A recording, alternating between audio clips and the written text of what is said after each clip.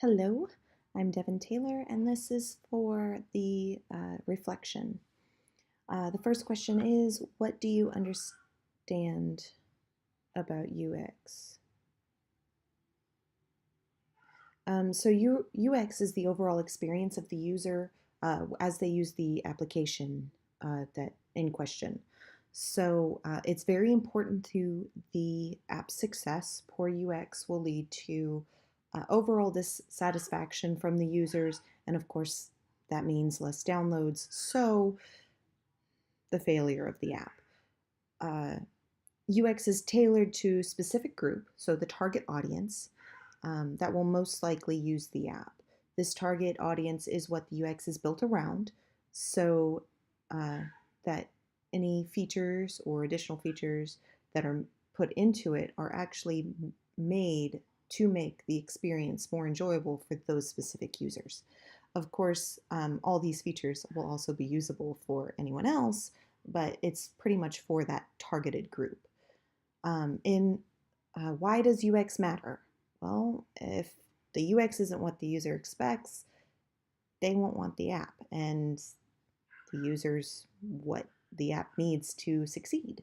So they look for specific things for this app to do, and if your app doesn't give them what they want, they're going to cut it and go to something else. Um, Essentially, UX can make or break an app. In what ways will you design apps differently? User personas were always important to what I did, but I never really realized just how not important that they are, but how to utilize them in the proper way. So I would make these personas for these people, but for my audience, basically. But I wouldn't be looking at my application through their eyes. I would just be like, okay, this is who I'm focusing on. How can I make this app for this person? Instead of stepping back and becoming that person and then being like, okay, so what do I want from this app as this person? Uh, I also am not one to use flowcharts, and they're tedious, and I never found them very useful.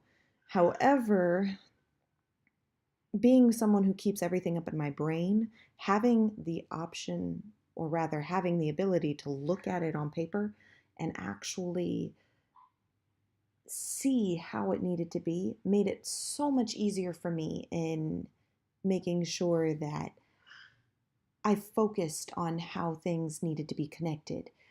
Instead of having it all up here, putting it on that paper made it much easier to visualize. And so now I'm going to be doing that much more often. I may do handwritten ones or the hand drawn ones, because trying to do it on a computer is rather difficult for me still. And I haven't found the right program to make it easier for myself. It also, having that flowchart made it so much easier to add things in and then see where I needed to connect it in order to make it work. So that definitely helped. Says, what criteria will you use to evaluate your apps? So again, to make sure that my apps are designed with my target audience in mind, I have to look at it as if I were them, which I mentioned. Um, Being able to see through my app through their eyes is priceless to me. Um, and again, this is where the flowcharts come in. If I can visualize as a person what I want and then write it all down as in like a flowchart, I could end up with several different ones, but then I can take those and combine them into one idea and really make an app that will work for my target audience. Another important thing for me is accessibility. I'm legally blind, so I can't really see small words, small buttons, things like that. So I take that into consideration when I'm designing an app and think about who can use my app as it is. Will anyone be able to, or do I need to change something in order to make that possible? And by using those, I can really make sure that I can broaden the horizon of the people that can use this app. And it also helps with the target audience, because not all of the target audience are the same as far as accessibility goes. What have I learned by looking at the UX of other apps? The biggest thing I learned from that is how not to make it too crowded. Too much on a screen can cause disorientation as well as frustration, which I learned from Steam Empire. Thank you for that. Having more screens isn't a bad thing. It's not a good thing either in some cases, but it's not necessarily a bad thing. A simple layout that functions in the way that a user wants will garner more support than a fancy screen with all the bells and whistles in one spot. That's just too much. It's hard on the eyes to begin with. So, for example, to-do list. Super simple layout, but it was functional and it was exactly what most of the users wanted.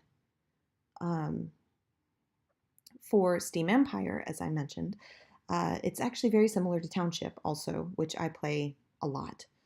It has too many buttons all in one spot, and it's so difficult to play on a small screen that I pretty much gave up on it on my cell phone. I have it on my tablet, but it's also because it's a bigger screen, so I can see all those buttons with no problem. What have I learned from reading the HIG? Couple of main points from that is how important consistency is and the onboarding. Consistency is literally key to everything. Consistent layouts, consistent flow, consistent buttons, gestures. Every time, every page, consistency is listed because it's that important. If an app can't be consistent, a user will get confused or just not want to use it anymore. And that's where the onboarding comes in too. If there's something in your app that's different, make sure you put it in that onboarding so that way the user will be like, oh, that's what this does, instead of trying to figure out how to do it on their own. Sometimes that's important, but other times you don't want them to get confused because then they'll just not want to use your app. Well, that's everything that I've learned, and thank you so much. Have a good day.